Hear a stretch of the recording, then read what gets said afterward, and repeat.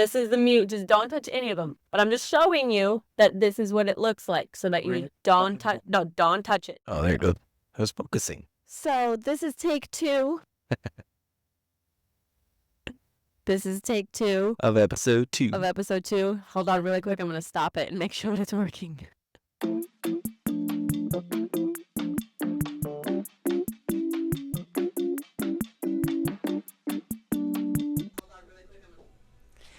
Okay, it works. Okay, so this is take 2 of episode 2. We had this exact conversation yesterday. We did. It was fantastic. But that's okay. Nick was really excited to do all of it again. Heck yeah, it was. Really excited to do all of it again. So I'm here with Nic Romero. Welcome to Hope You Dance. Thank you for having me. Again. We're having you again. Yes. I get to do it twice. He gets to do it twice. He's not allowed to press any buttons. I'm not touching anything. So just for a little context, we filmed this entire thing yesterday, all 40 minutes of it. And in the middle of it, I should have checked in the middle of it because I was like, why is his microphone? There's like a little red light on it. Why is there a little red light on it? Yeah. Sure enough, he pressed the mute button at some point. On accident. So None of what we did yesterday was filmed. So we get to restart today. Yay! So a little bit about how I know Nick. We've worked together for almost 3 years now. Almost 3. Oh God, it's almost 3 years. Yeah. Jeez. We started as co-teachers. That is correct. And now I'm his manager. That would be an interesting dynamic change that I would pay to see for a week. I wouldn't. No, now he's the manager. So, we've gotten to work with each other pretty closely over the last couple years. So I want to know a little bit about your dance background, your dance story, how you ended up to get where you are today. It's like I know these questions are going to happen. It's crazy. So I started dancing around 15 years ago on a essentially a musical theater type of company back in South America. My brother used to do that first, and I used to be the type of kid that everything that he did I had to do. So it was monkey see, monkey do. I started dancing. Did you have to sing? I did have to sing. Do you want to give us like a little? Absolutely not. I don't sing anymore. I haven't. No. I will. Not even like camera. A happy birthday. Nope. I will break the goddamn camera. You need Gabe in this podcast for a happy birthday or singing. No, I did. I did learn to sing just a little bit. I actually went to South America. Well, Uruguay, one of the most famous vocal coaches in Uruguay for a very long time with them as well. It was acting, dancing, and singing. I did a little bit of dancing there. It was more, choreography and hip hop here, and a little bit of learning salsa here, and whatever styles of partner dancing were involved. But I did that, and then I moved back to the United States. I pursued dance I was looking to pursue dance for a very long time. For about 4 years until I just kind of gave up. Life hit me, I gave up, and then I just stopped. And then my best friend found an ad on, as I mentioned yesterday, on Craigslist, which is old, very old. Do you know what Craigslist is? Yes, I know what Craigslist is. I've never used it, but I know what it is. I'm just like, listen, it's ghetto and old. I don't know who knows about Craigslist anymore. But Nick has this thing where he acts like he's like so much older than me. I feel old. Well, you're 3 years older than me. And sometimes you I do act like I'm like 55 years old. He acts like he's like 55 years old and I'm like 20. And I'm like, we're 3 years apart. Listen, 3 years is a lot of time, okay? But yeah, I did. He found an ad on Craigslist, the same ad that I had applied, years back. And he asked me to apply for it. I said, essentially, I said no. And he said, do it for me. And I was like, wow, emotional manipulation. Thanks. And then I said, okay, I'll do it for you, but it's not going to come out. Nothing is going to come out of it. I applied. I got the job, through Emily, and I don't know how, but I got the job, and then, almost 7 years later, here I am, managing the studio, getting to work with you, Kevin, a whole bunch of great people. So yeah.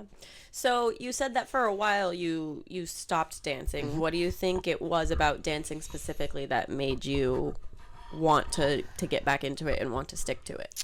I've always been the type of person that has had a very clear vision for himself. So when I actually started the musical theater company, I started doing the acting, the singing, and the dancing. And for a very long time, I thought I wanted to do singing, actually, the singing portion. And then I realized not cut out for that. But the dancing was always something that intrigued me. So I kept practicing. I got noticed by one of my coaches. He passed me around from one musical theater company to another, had me travel a little bit over there and compete in different styles. And it was just so much fun.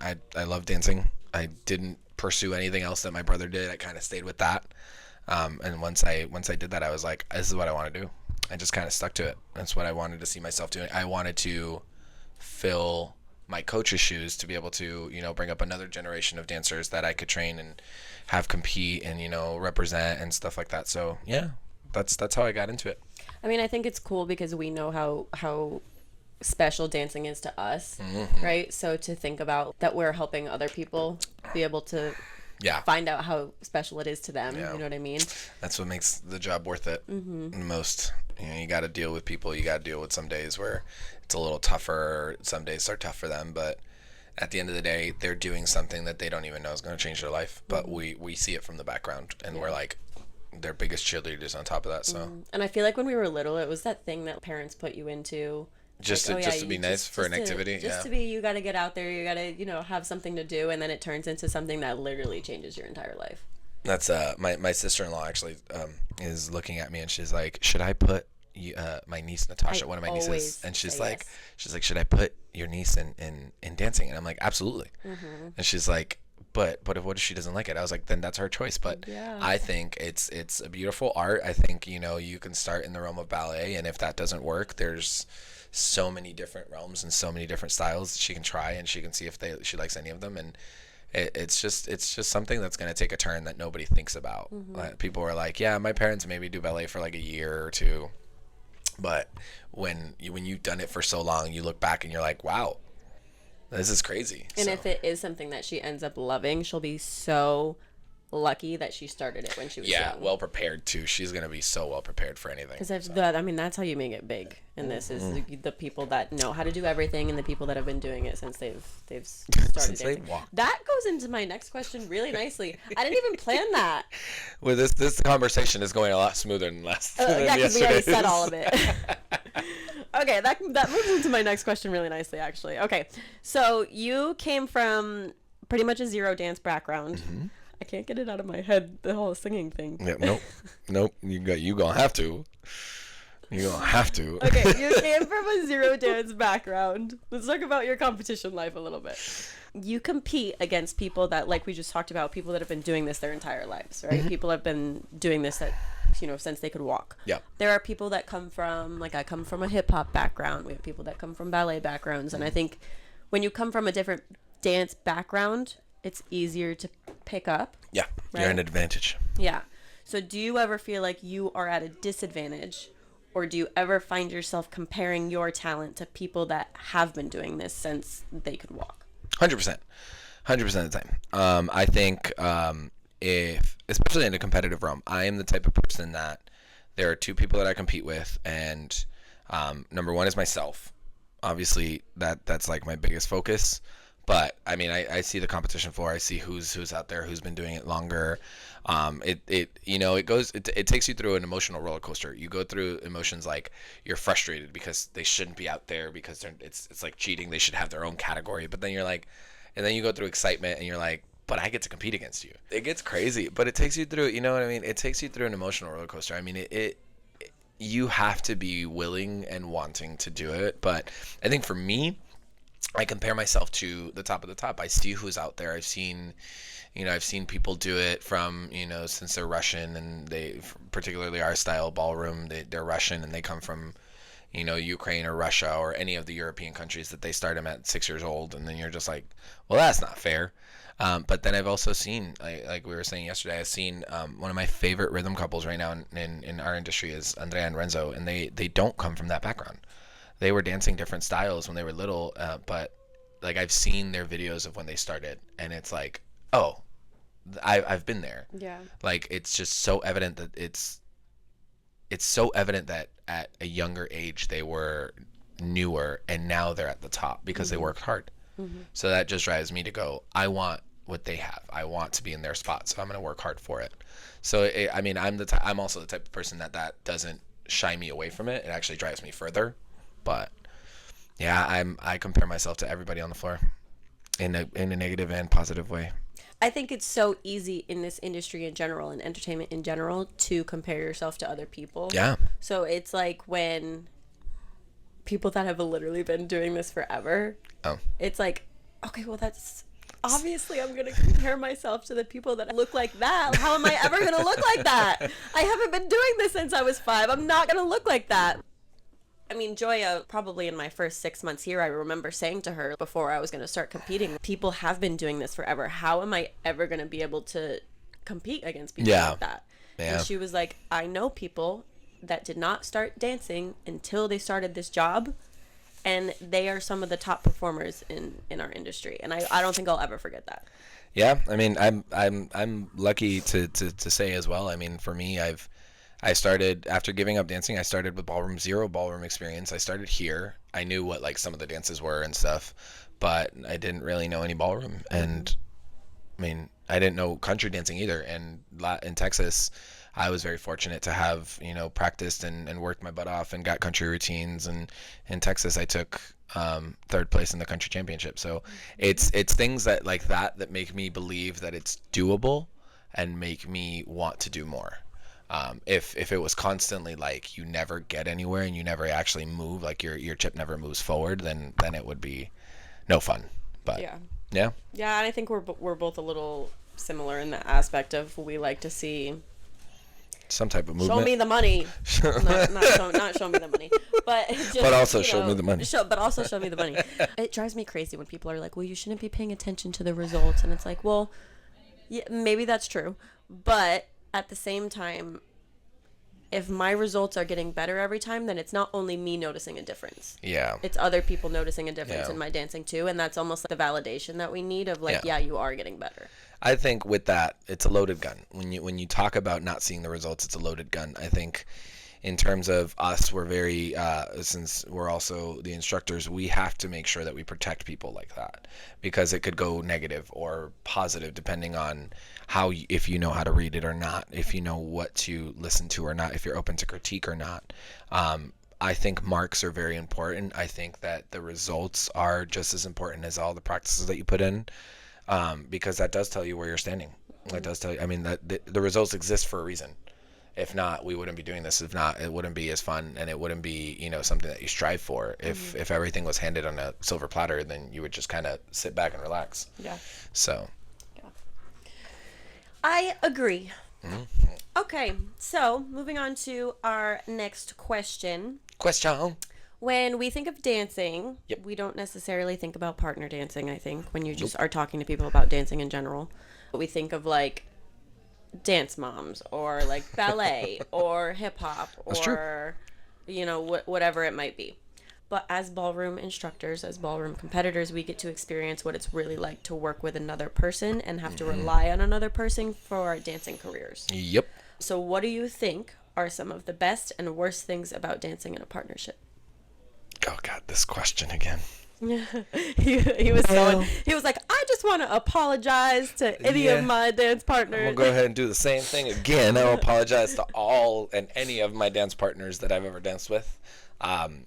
I think, I mean, similar to what we were talking about yesterday, I think some of the worst things are I think it's the mentality. I think it's sometimes when you come in and you just don't have the same ideals of what you want moving forward, that's some of the worst things possible. I've been told many a times, you picked the worst partners in my past, because the ideals of both people in the partnership don't align. I mean, I was mentioning this yesterday. I danced with Samantha, with my wife, and it was supposed to be, a lot of us dream of dancing with our partner, and or our dance partner being the person we married, and it's kind of like that fantasy of partner dancing. That's not gonna work out for me. Nope, that's not gonna work out for you. The height difference is a little too much, but right. In my instance, it would have worked out because my height Kevin, I love backwards. you so much.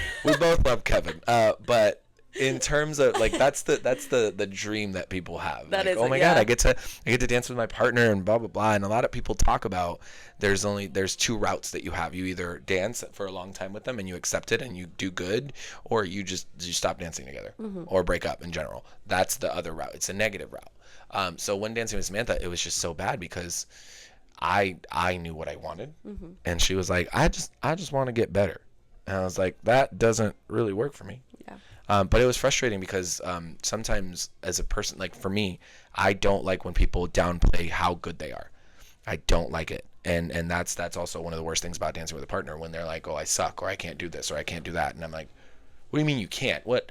Okay, you can't right now, but like next week you will. If you practice it, like that's some of the worst things that you could do. And then the communication. One of the best and worst things that you can possibly It's experience. literally like being in a relationship. Exactly like being in a relationship. You whether you're travel actually together. whether you're actually in a relationship with that person You or not, travel it's a together, relationship. you compete, you spend weekends together. You spend sometimes more time with that partner than your actual partner if you have two separate partners.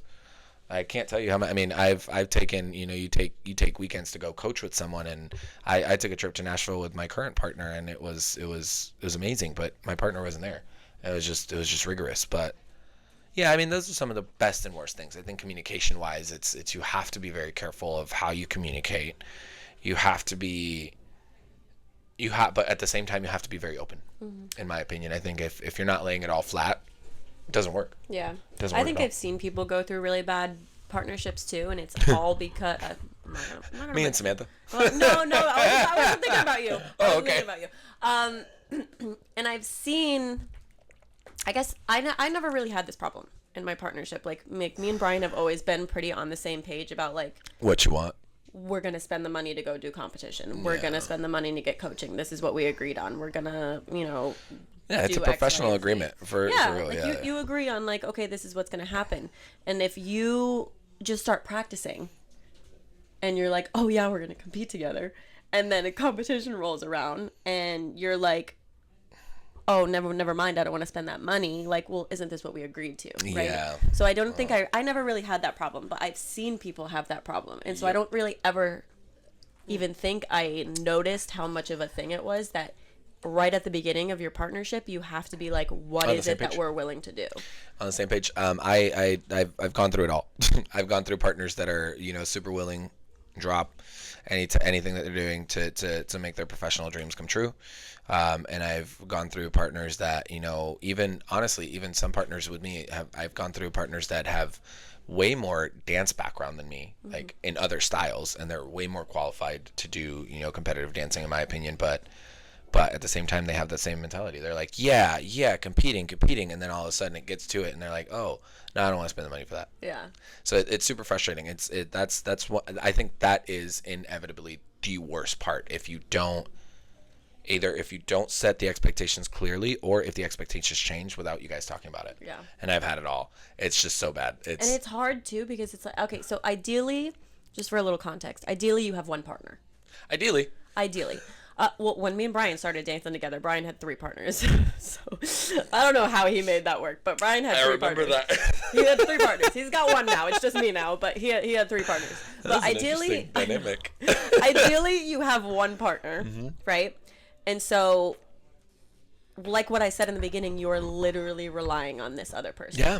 And that can be difficult, especially 100%. if you come from a background where it's like, oh, well, I just, did my solos, or I just kind of danced for fun, and now you're literally reliant on this other person for your success. Yeah, I mean, like you said, it's literally a relationship, and it baffles me because a lot of people are very, like, when you grow to be so independent as an adult that you're like, you don't rely on anybody and you don't do anything, and then you like go into a relationship and all of a sudden this other person's like paying half of the rent, paying half of the bills. You're just like, what are you doing? Like that's weird. Same thing.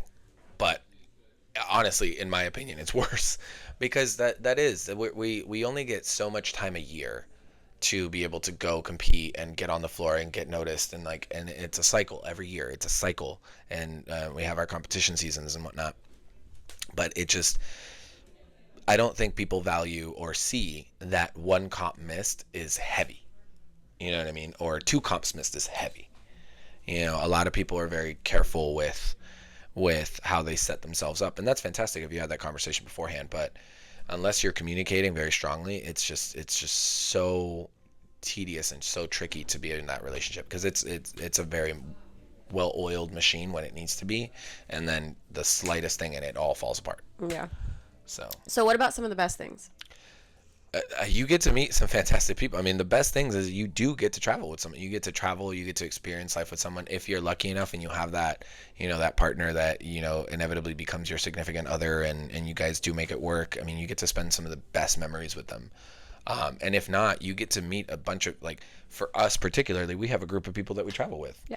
We try to travel to all the same places. We try to stay together. We try to, you know, book flights together, so that everything that we do is a group. You're never alone. It's all fun. It's all great. It's all inspirational. We're always there to back each other up. I mean, like I said yesterday, I couldn't be happier watching you dance on the floor. Anytime that you get out on Future Champions, I'm like screaming my heart out. And it's true, I can hear him. Yeah, she can very much hear me. But it's because I've seen you from pretty much what was the beginning of your competitive career to now, and I can see a lot of difference. And I got to meet you, I get to work with you, I get to, you know you personally, and the same with Brian, and same with now Kevin and Samantha, and it's things that fill you.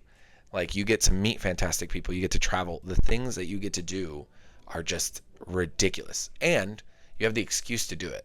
Like, we went to Hawaii. When a lot of people go, okay, I'm going to go to Hawaii. I would love to go to Hawaii. I would love to go to Hawaii. I would love to go to Hawaii. But they don't want to spend the money on the vacation.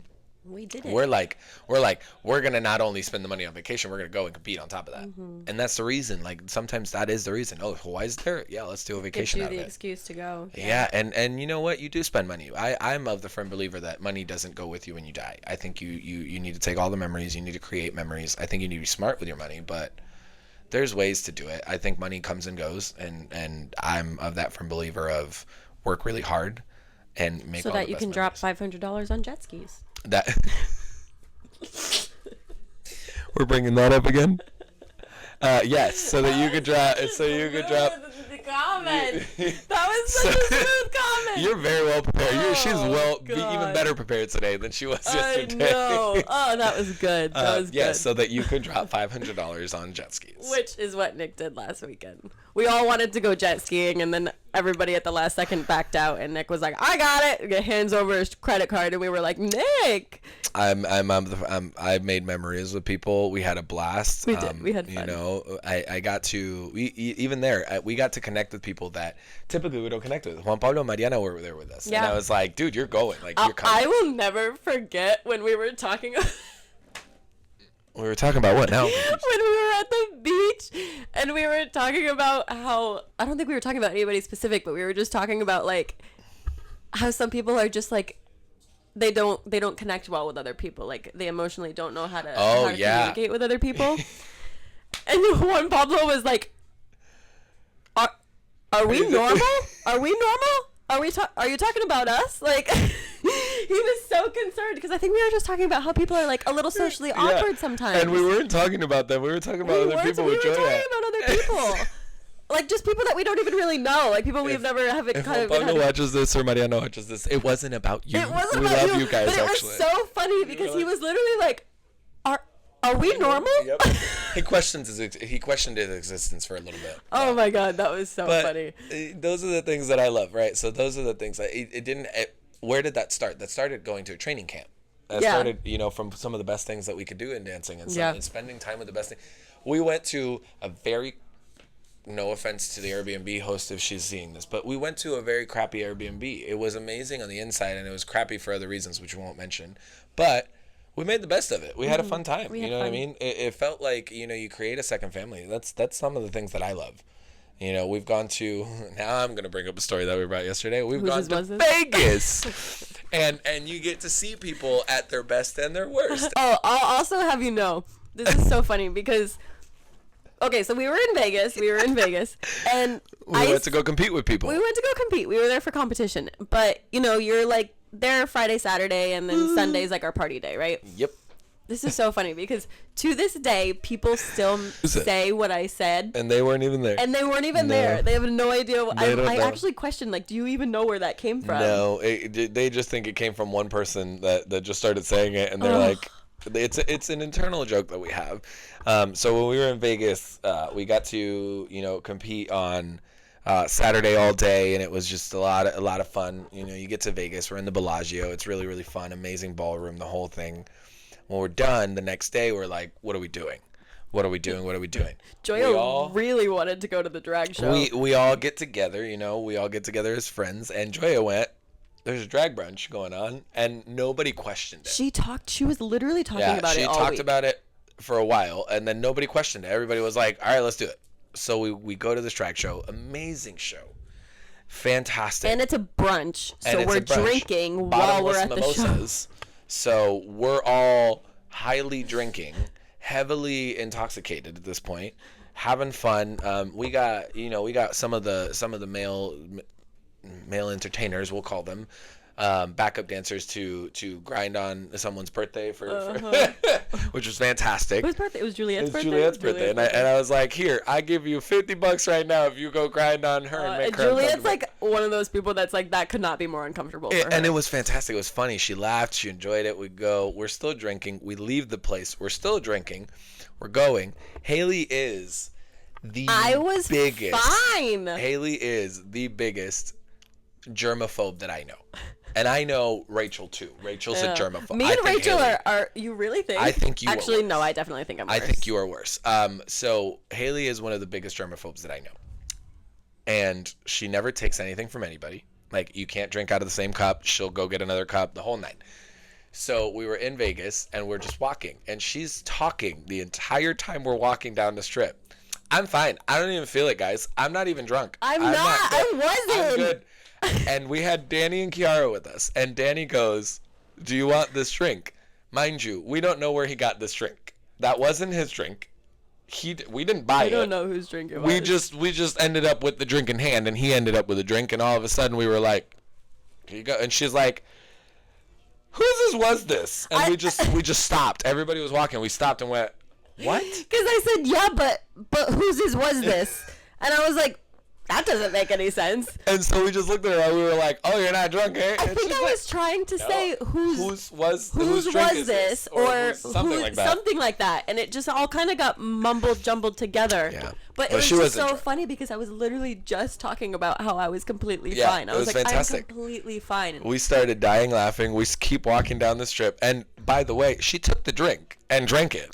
She took it and we were like, you're not drunk. You're the big. No, you don't do that normally. Oh, so it was so fantastic. And then we even stopped by CVS and we were getting mini shots. Me and Danny went in and we got 15 shots. We were like, shots for everybody. Mm-hmm. It's so much fun. Well, because I literally at one point said we need to keep drinking, otherwise I'm gonna fall asleep. If I stop drinking, I am gonna want to fall asleep.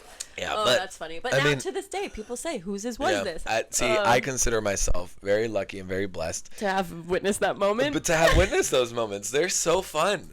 They're so fun. I get to see people in moods that I've never thought were possible for them. Haley, when she gets hungry, is a beast. When we go to comps, not what I thought you were gonna say. And she goes, which I thought you were gonna say is nope, that's not what I was. She's a beast. We compete too, and normally we have pro parties, and then it's we go and we expect food. We want food because normally 99% of the time there is food. And we went to an event and they didn't have food, and Haley was like, the whole reason I'm down here is for food. Because listen, after competition, I'm ready for freaking bed. I am ready to go to bed. Haley is it's that after midnight. We have to force me to go to these parties. And honestly, the only reason I go is because there's food. It's fantastic. But I get to see people in their moods that I'm just like, what happened? And honestly, it's my favorite. It's one of my favorite experiences that I've had some of my favorite memories with you in them. We've done the Washington, walking around the museum. Mm-hmm. We've done Vegas.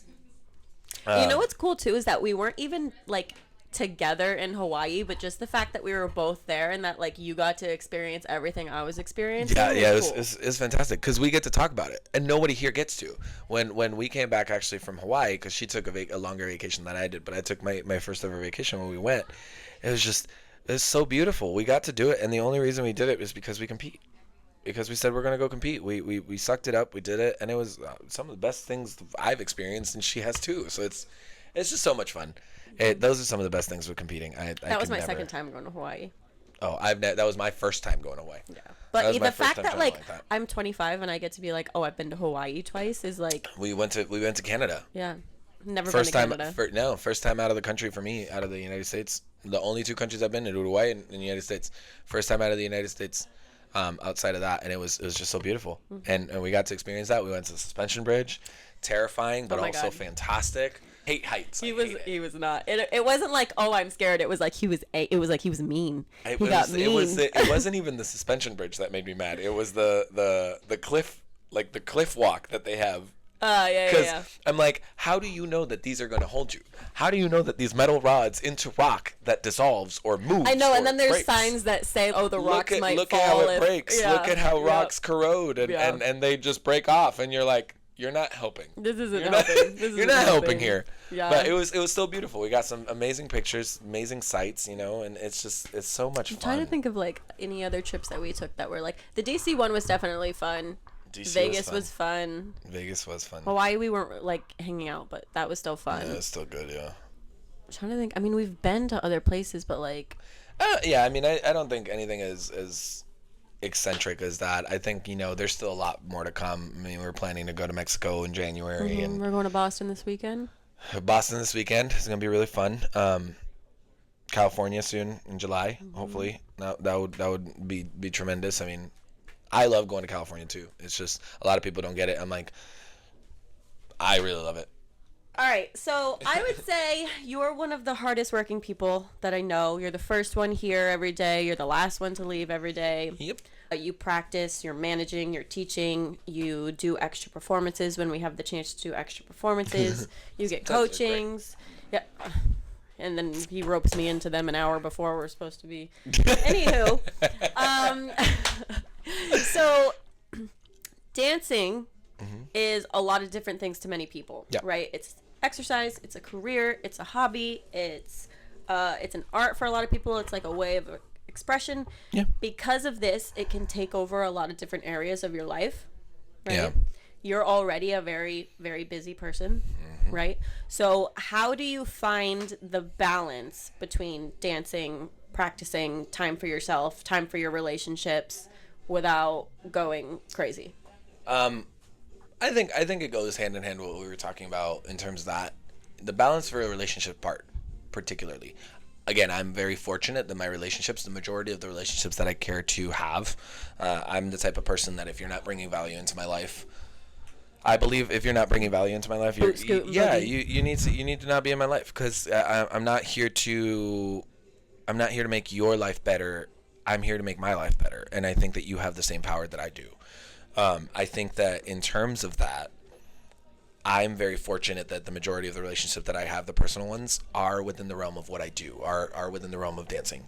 So the balance that I find with those relationships is we do plan weekends where we go to compete. I'm like, just stay for Sunday, or Sunday morning, let's get up, or Saturday, let's do this before we have to go compete.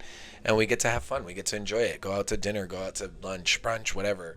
And just have fun. And then the parties too. The party, like, that's the balance. That to me is very balanced out. And at the parties, I barely dance at this stage in my life, because I'm like, I just finished competing. I don't want to.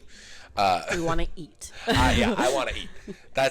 We're very similar in that regard. We're like, I don't care about dancing right now. I don't want to dance. Food? I just want food, please. But I think my biggest thing is, I need in my life, at this point in time in my life, I need a weekend to myself where nothing is planned, and inevitably I never get that because things are always planned, but it's still good. I need a weekend where I can sit down one day, watch TV, play video games, just be at home, be with myself, be with Samantha, and just kind of decompress. If I can do that, and add in going to see my brother and my nieces, then I've taken care of the relationships that I have. That's the balance that I find. I'm a firm believer of, like you said, I mean, I am a hardworking person, but I'm a firm believer that you put in all the work now at your early ages, and my mom and my dad actually installed this in my brain, that you put in all the hard work now so that when you're 30, you're still young. And when you're 40, in my opinion, you're still young until you're like 60 or 70. So in those years, you can actually travel, you can actually experience what you want to experience and without hesitation or fear. So I bust my ass now so that later on I can just go, I'm going to take a vacation for a week and I don't have to worry about it. Yeah. I think we are lucky too in that, like you said, a lot of our relationships are within the realm of the people that we work with. This isn't a normal job. No. Like, by any means. Like, no. We talk about how we're dance instructors, but we literally blood, sweat, tears, like we do all of it together. We try, like you said, we travel together. We're staying in rooms together. Yeah, like, it's definitely also not a 9 to 5. It's like the job aspect, we try to treat it like it's a corporate thing, and we try to treat it like, there's guidelines and professional guidelines and all this extra mumbo jumbo. But at the end of the day, the biggest thing that we put into it is heart. We put a lot of blood, sweat, tears, like she said, and heart into the things that we want to come out of it. And so for us, that's how we maintain the relationships. That's how we do it. And sometimes it just happens that you do need a vacation where it has nothing to do with this. Sometimes you need to remove yourself. Sometimes you need a weekend where you shut yourself off and you're like, I'm not doing anything. I need time for myself. But yeah, I mean, I've been fortunate to find the balance with that. And anytime that I find stress or anytime that I find that I'm overwhelmed, I get to do that. I get to just put myself in a situation where I don't go anywhere. Someone invites me out. Sorry, I can't go. Yeah. And I just go, nope, this weekend is for me. I need to decompress. I need to make sure I'm back on the track. So, yeah. Yeah. That's how I find it. Yeah. It's funny when, I talk to my mom about work, because she doesn't believe I love you, but you don't get it. Yeah. I love you, but you don't get it.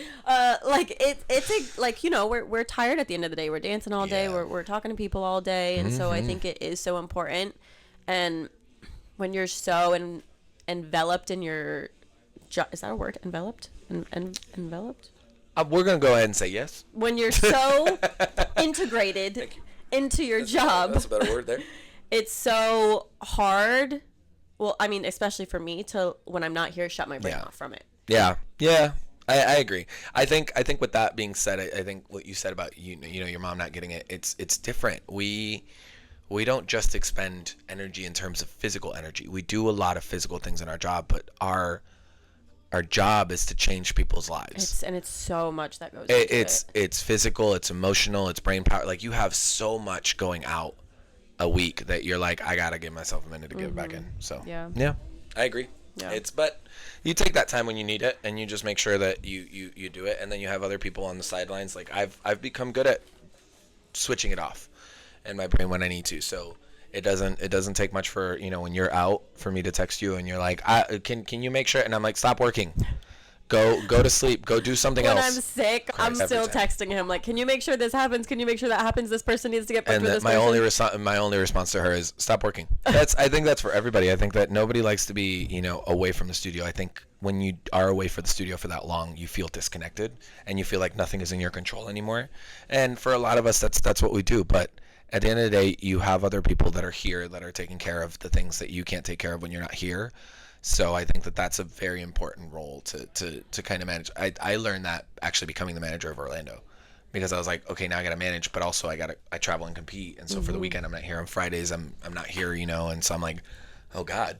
But the studio's not burning down. Yeah. The thing, if it didn't happen on Friday, it's gonna happen on Monday. It's fine. Yeah. It's not the end of the world. Yeah. So. Yeah, it's easy, like I said, I think, to just let it take over, because I mean, we work our day, but we're also in here early practicing. We're staying late practicing. We're coming in on the weekends practicing. We're going to get coaching on the weekends. We're going to compete on the weekends. Like, it's so easy Everything to just is involved. let it take over every single part of your day. But at the same time, it is something that we love to do. But then at the same time, even because it's something we love to do, we still need to make sure that we're able to turn it off when we need to. Agreed. I agree. I mean, that's why again, I don't believe in not spending money. I don't believe in not investing in those fun activities. That's why, when we went to go jet skiing, I was like, the hell if we're not doing the jet skis? We already said it. Now we need it. And everybody had a blast. You know what I mean? It did take our mind off of the dancing. It did take our mind off of things. We went to dinner. We did what we needed to, and then everybody went home. It was great. We talked about dancing while we were at dinner. No, we didn't. We didn't. Actually, I don't think we did. We talked about that you wanted to buy a house. Kevin, I think, talked about dancing with Juan Pablo and Mariana because Kevin always talks about dancing with them, but that's okay. We love Kevin. Okay, well, thank you for coming on the show with us today. This was fun. This was actually more fun the second time around than it was the first time. Because we knew what we were going to say. We knew what we were going to say. It's just you should do all the episodes like this. This is a rough draft, and then this is the real one. Yeah. Thank you for having me. I know I said it a little bit. I said it yesterday as well. Again, I repeat everything. But I am very, very... I was told a very long time ago that you can't say you're proud of someone because that takes ownership. I don't believe that. I believe that, being proud of you just means that I know that you have a lot in terms of in you, and you have a lot of creativity, you have a lot of potential. And I am very proud of you because this is scary stuff. For you to start a podcast like this, I was like, the hell? Mm-hmm. But you're pursuing it. I agree with Kevin with what he said last time. I think you got a great thing on your hands. You're going to be consistent. We know it. We know this is going to turn out to be something spectacular. The guests that you're going to have are going to be fantastic because you got a whole room full of them out there. Yeah, you have a whole room of people that you can pull from. And I'm just honestly very thankful for you to have me here. Yeah. And I can't wait to do another. But yeah, like I said, I'm very proud of you. This is going to be fantastic. And yeah, I can't wait to see where you take it. Yeah, thank you. So thank you guys for tuning in. Make sure you subscribe, you like, you share, you do all the things. Please work.